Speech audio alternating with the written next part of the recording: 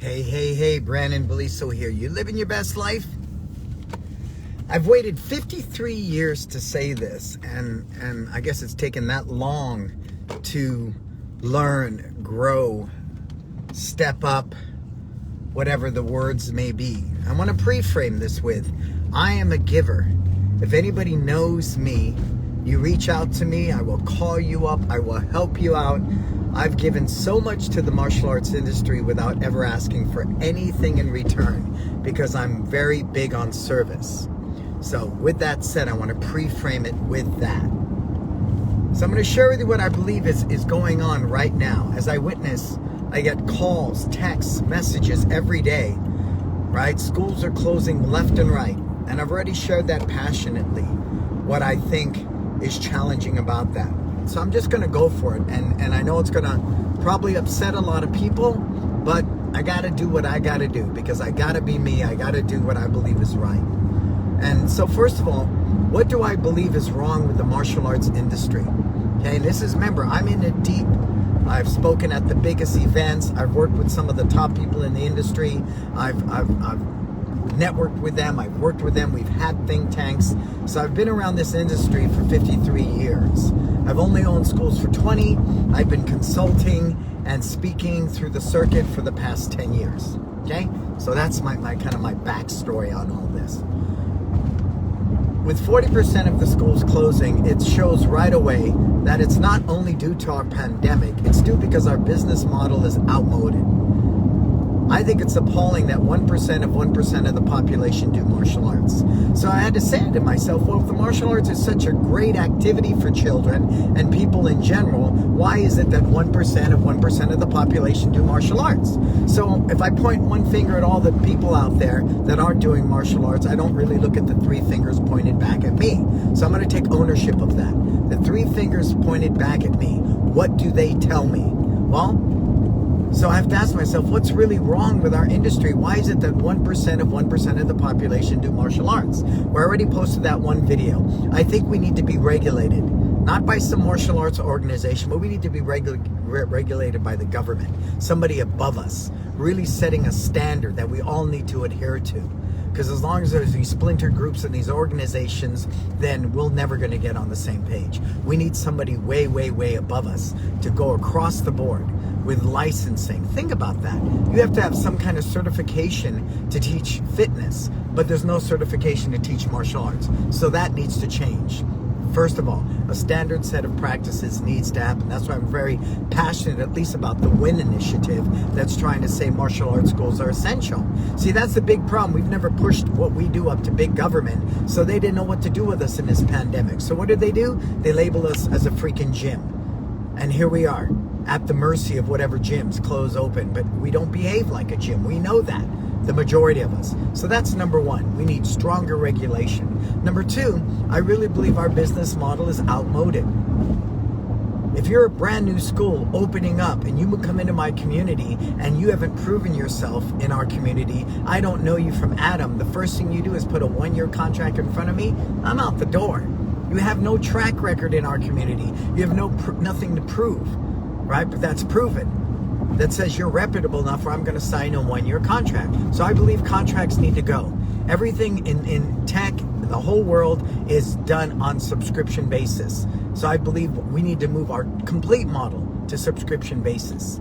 That needs to change. Now, we're not talking about 9 locations I inherited from my father and from his grandfather that's been around forever that can take a hit if someone writes a bad review about your contracts and doesn't like what you do.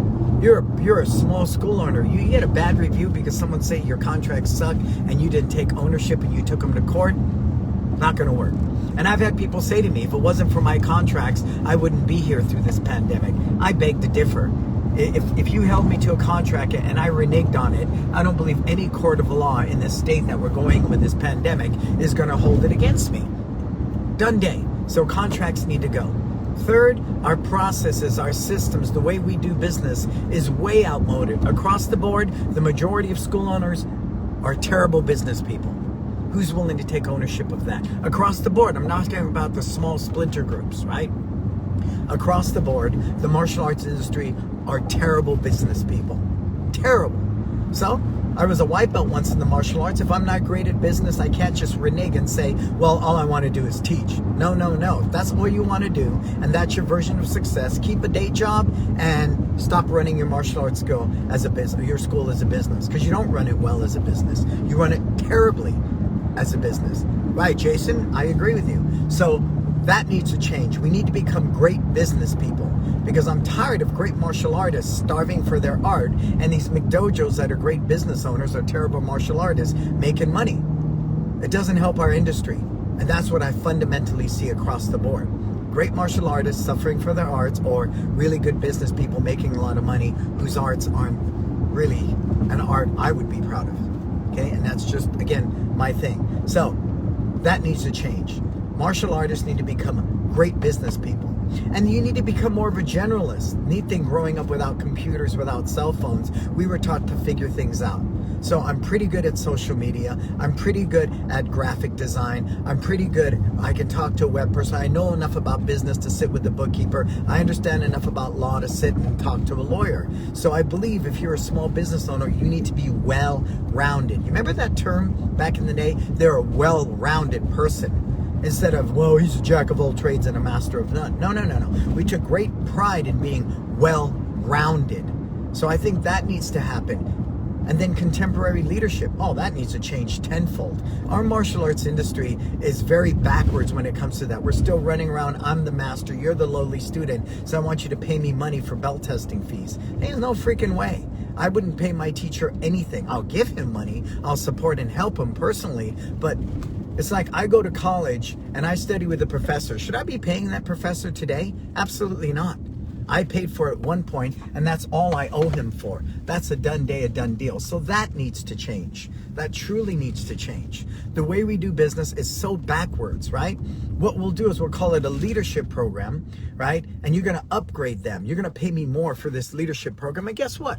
You're going to teach for free. It's kind of worked into the you know, as part of your requirements for leadership. I think that's bogus too.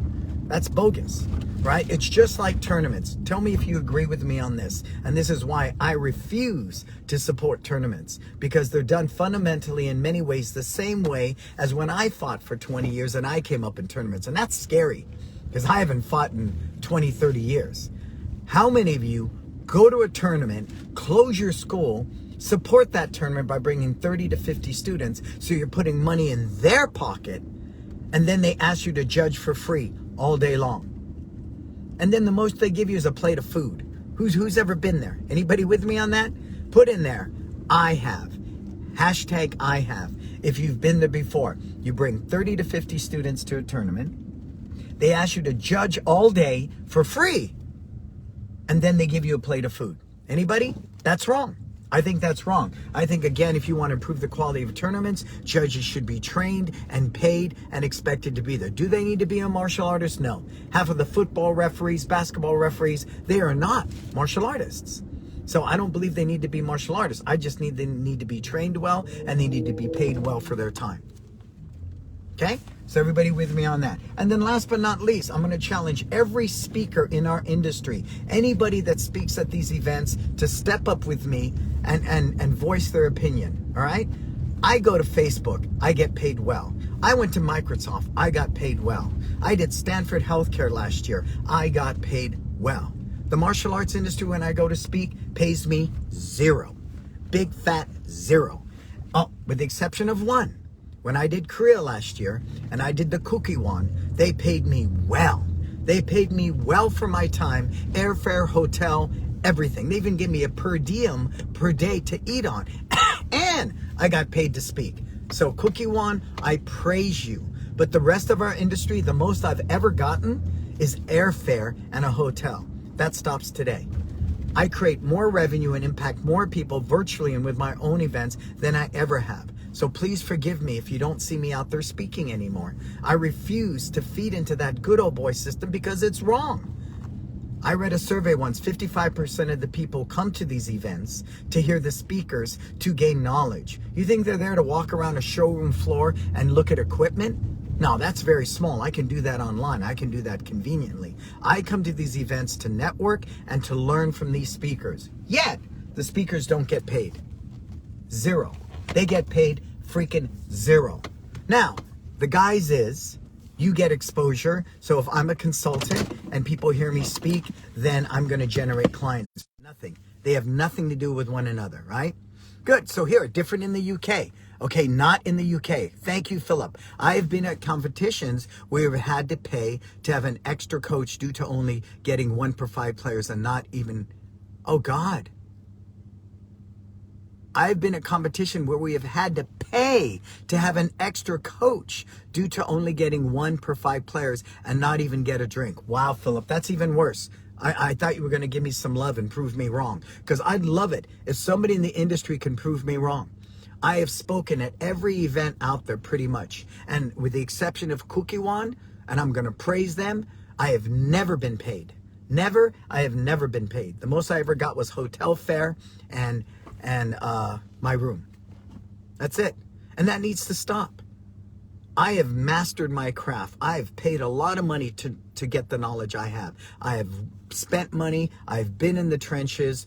What I bring to the table is valuable. And the most you're going to offer me is that. So that again is the good old boy system. And that needs to change. That needs to change. And that is why I produce my own events. And that's why virtual will become my platform. This is where I will live. And unless you're going to pay me, don't ask me to come speak at your event, because I won't do it. I won't do it anymore because it is wrong. Say it again. It is wrong. Who agrees with me with that? You're going to ask me to get on a plane, fly to your event, spend my money on hotel, food, and I'm away from my kids and my family and my business, and you're not going to pay me. Tell me that's right. Anybody tell me right now that's right. It's wrong. It's wrong, and it needs to change. So we have that. So tournaments are an example of what's wrong in our industry. Contracts, leadership, upgrades, those are an example of what's wrong in our industry, right? And then the whole speaking circuit. All of that is the epitome of our business in a nutshell, and is why I believe 1% of 1% of the population train in the martial arts. That's it. Ask Randy Reed, ask anybody. I am a giver. I have given so much to this industry, and I recognize I'm not helping it anymore. I'm simply feeding into that system. And I put it on a guise that we're givers, we're givers, we're givers. No. People are takers, and that's the challenge. We are here to serve. Yes, we are, but you know what? We need to be paid well for our time. We should be. So I know people aren't going to like this. I'm going to start posting more and talking more about this, and maybe if I do, somewhere down the line the industry is going to change. But as long as it continues to stay the way it does, 1% of 1% of the population will train in the martial arts. People will not look at martial arts as a great business. People will not look at it as something substantial, and we will continue to suffer the way we do. 40% of the schools are gone. When this is over, more are going to be gone. Thank you. Somebody step up, share this video. Who's going to stand and who's going to align with me and start talking about this? That the way tournaments are done is wrong. Wrong, wrong, wrong. Speakers. Who's out there that's a speaker that speaks on the circuit like I do? Who's willing to admit it's wrong? You pay. Tournaments, they're wrong. The speaking circuit is wrong. And the way we run our businesses overall, I'm not talking about the small pockets. Overall, the majority of our industry, it's wrong. And that's why we're losing schools left and right now. It shows how fragile our business model is. It shows the state of it. And I love the martial arts. I've done it since 1967. I love it. And that's why I've been committed to giving and giving and giving. But it changes today. It changes today. And if you're willing to step up with me, share this video with as many people as you can. Get them to join our disruptor group. Get them to step up. Get them to start potentially looking at these different events and saying, hey man, I'm not going to your tournament unless you treat us better and we change the way things are. I'm not supporting this event unless things change. Anybody willing? What speaker is willing to step up right now and stand shoulder to shoulder to me and tell this industry it's wrong? It's wrong. Anybody? Thank you, Philip. Thank you so much. Thank you, Philip. Thank you, Philip.